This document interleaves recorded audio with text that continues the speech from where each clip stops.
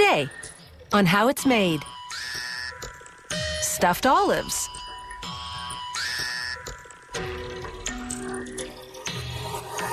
Astrolabes. And Western saddles.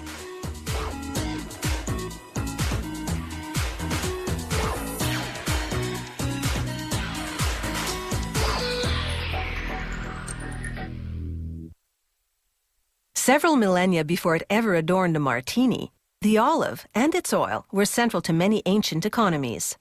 Today, olives remain as popular as ever. Not only are they tasty, they're also healthy, low in calories and cholesterol, and high in dietary fiber and iron.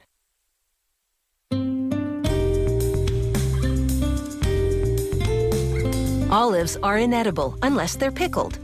These gourmet olives are stuffed by hand with all kinds of fillings, from almonds to garlic cloves, even blue cheese.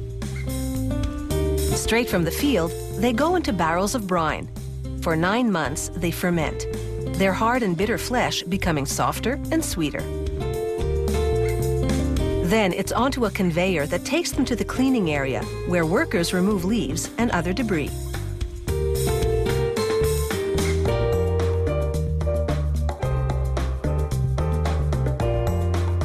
Next, they drop onto a belted conveyor.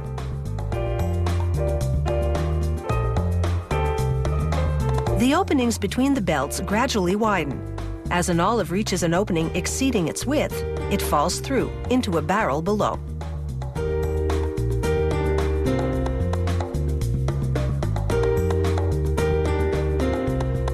By the time the olives reach the end of the conveyor, they're all sorted by size, from small to extra large.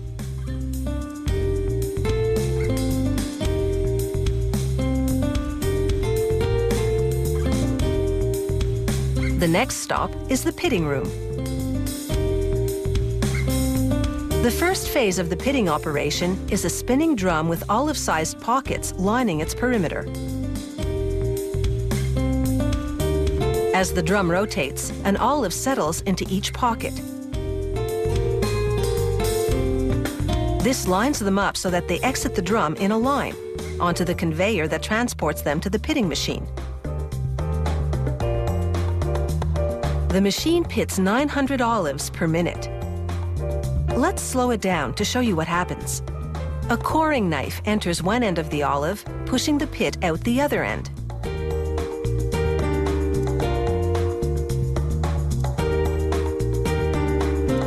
As the pit exits, it creates a hole that's just the perfect size for the stuffing.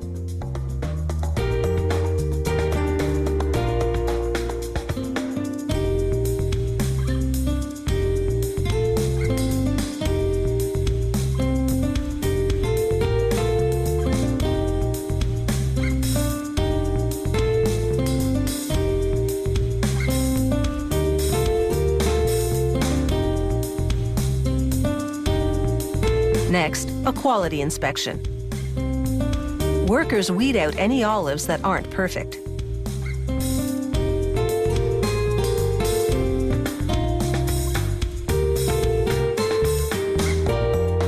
Then it's off to the stuffing department.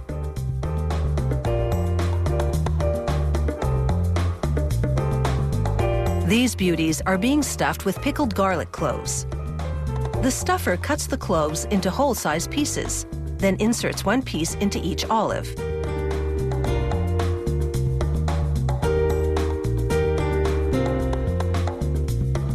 It's the same procedure with other stuffings, such as jalapeno peppers, sun-dried tomatoes, habanero peppers, onions, almonds, and more. Workers empty the baskets of stuffed olives onto a table of empty jars, spreading them around until every jar is full.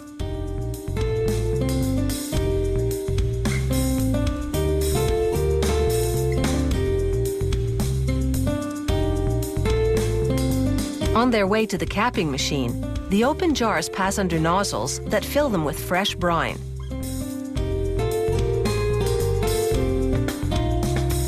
An air jet blows off just a bit to help the cap go on easily. From there, it's into the capping machine, which twists a lid on each jar, heat sealing it for an airtight fit. Then stamping on a lot number for tracking purposes. Finally, the jars head into a machine that rolls on an adhesive label. The brine serves as a natural preservative, giving these delectable gourmet olives a 2-year shelf life.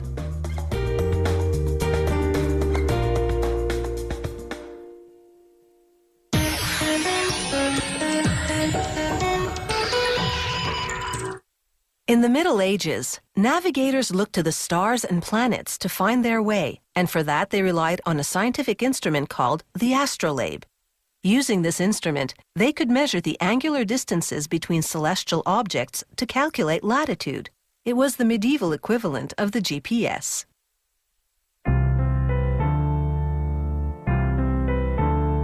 Today, craftsmen still make astrolabes to celebrate their place in history. Without it, Columbus may not have discovered the Americas in 1492.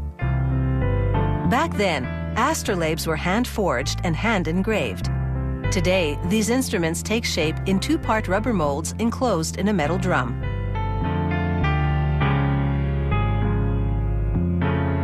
The operator ladles molten pewter into the mold through an opening in the drum's lid. Inside, the mold spins, forcing pewter into every part of this astrolabe plate, complete with geometric engravings on both sides. He molds the dial and pointers the same way. He slices off excess pewter. It will be remelted and reused. He then sands the ragged edges of the plate for a smoother circumference.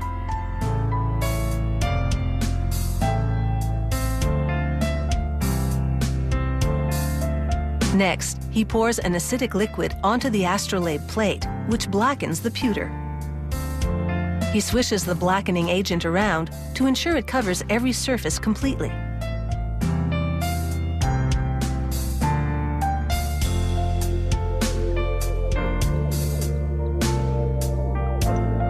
He places the blackened plate in a barrel full of gritty plastic cones, soap, and water.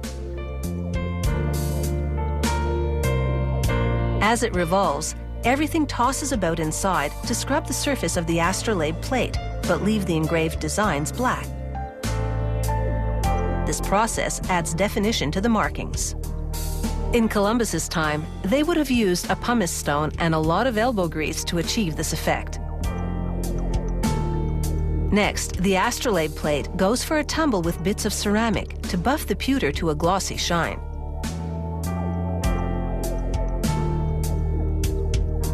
Against the shiny pewter backdrop, the geometric markings now stand out. Clearly visible on the front is a map of the sky and the zodiac calendar. And on the back, the mathematical scales are now clearly defined. The elaborate dial undergoes the same processing to enhance its celestial engravings. He now inserts a brass bushing in the center hole of the astrolabe plate and twists it into position. This bushing will act as a pivot for the dial and pointers. Once the dial is in position, he installs a pointer on each side of the plate.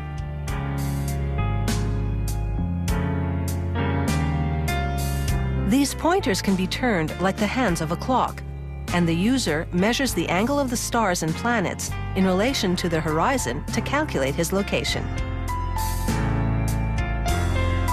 He caps the bushing with a screw on one side and a nut on the other.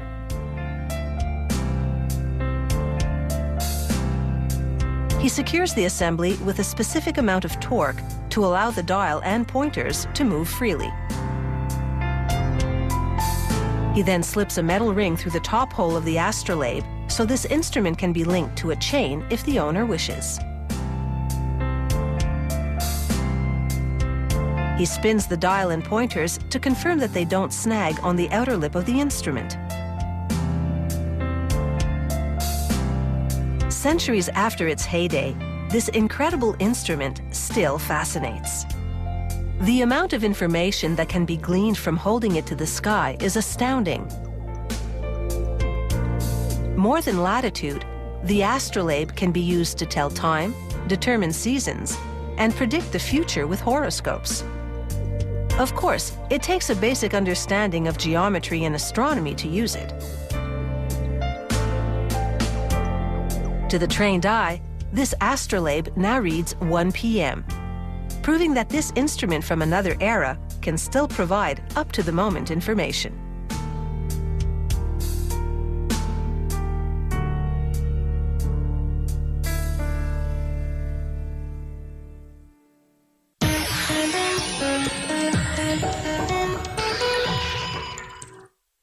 In the American Wild West, cowboys spent long days in the saddle, which could leave them too sore to ride off into the sunset. And that led to the development of the Western saddle. Large and sturdy, this saddle was modeled on the type used by Spanish conquistadors, and it made chasing cows a less painful experience.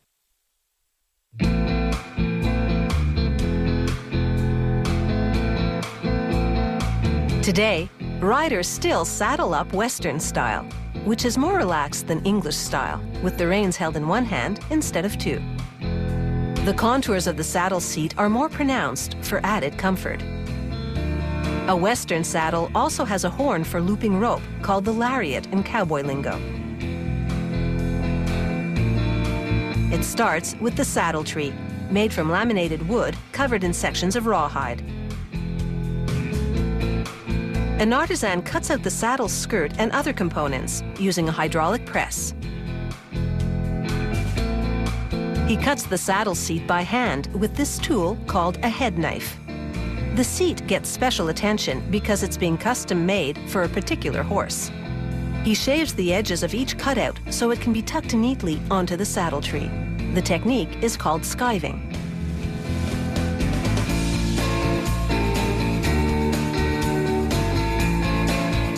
He brushes glue on the leather section that fits around the stem of the saddle horn.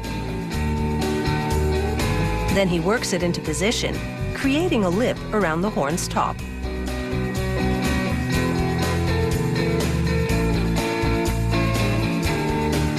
He presses the horn cap onto the leather rim top, then crimps the edges together.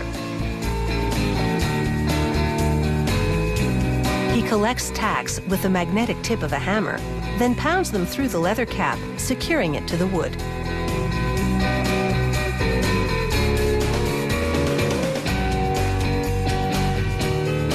A thick leather cutout hides the nail heads. He carves a groove around the top of the horn and punches holes through the leather. This will make it easier to sew the layers together.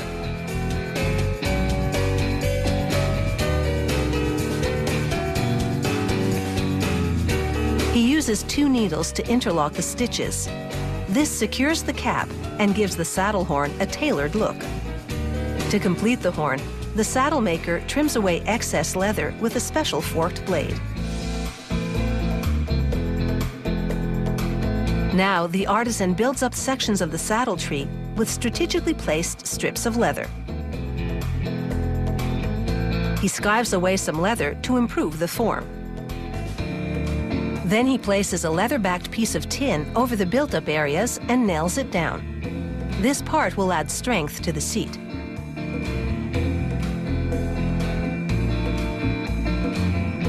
He continues shaping the seat, then shaves the edges to blend it to the saddle tree. The seat area gets one last leather buildup and some intensive skiving and sanding. Next, he glues and nails leather around the base of the horn, an area called the swells. He then applies leather to the back of the seat, called the cantle. After cutting away surplus leather, the artisan uses this edging tool to trim the skirt.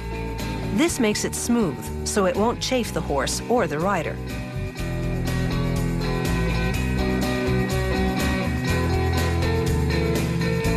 Another worker immerses the saddle seat in warm water. This makes the leather soft and pliable, allowing it to be shaped.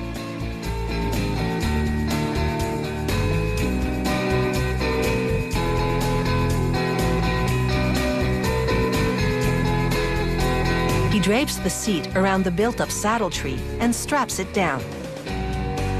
As it dries, it hardens into the shape of the tree. He shapes the back section of the seat separately and pins the wet leather to dry to the form. Then he glues the whole seat to the saddle tree. But there's much more to be done before it's ready for ranch duty, so stay tuned.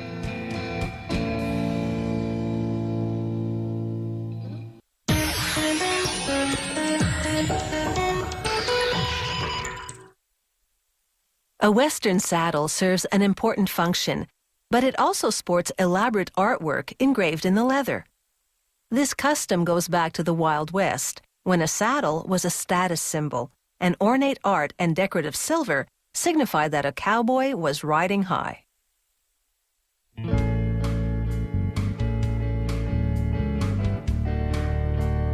The saddle maker now shapes the seat right up to the back of the cantle. He crimps the edge to build up a part called the Cheyenne roll. He maps out its precise dimensions with a compass, then trims the part following his scratch line.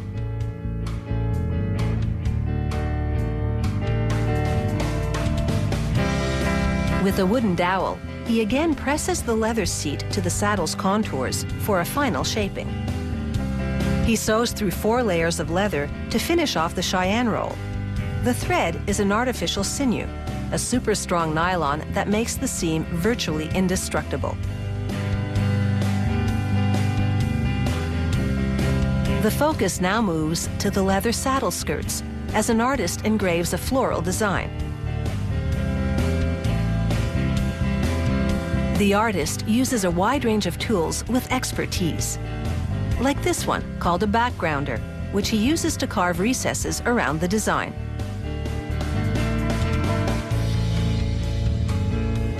A spray of water softens the leather, making it easier to engrave.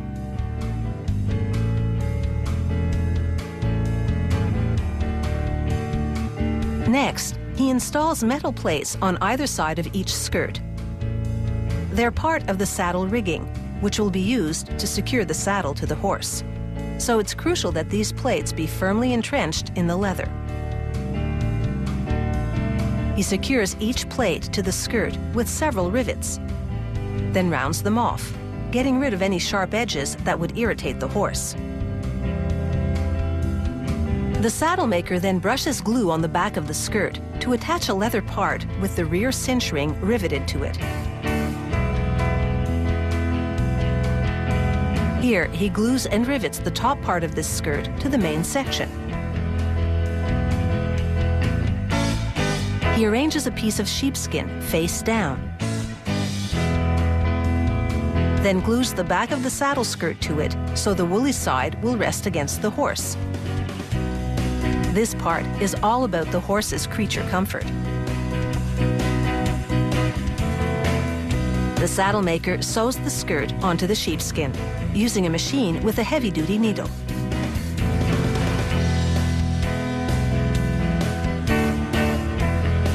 He then trims the excess sheepskin, following the line of the leather skirt. To remove some of the bulk, he shears the wool, tapering it around the edges.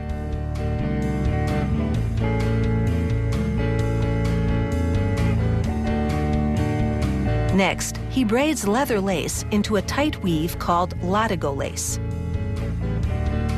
It ties both halves of the skirt together and will later be used to fasten the skirt to the saddle. He pulls the lace under the weave to secure it.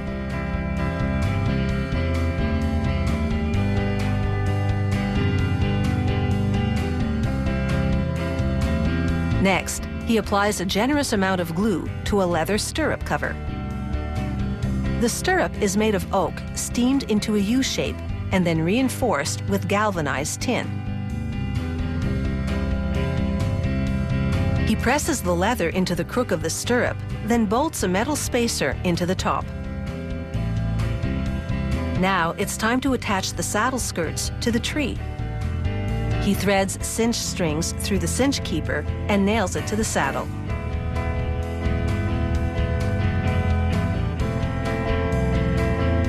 Another worker now rubs special oil into this Western saddle to add color to the leather and preserve it.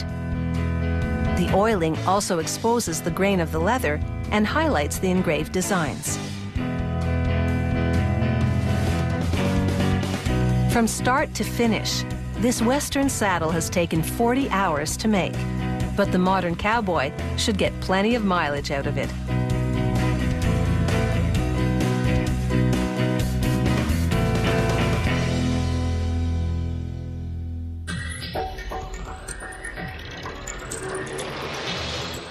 If you have any comments about the show, or if you'd like to suggest topics for future shows, drop us a line at www.howitismade.net.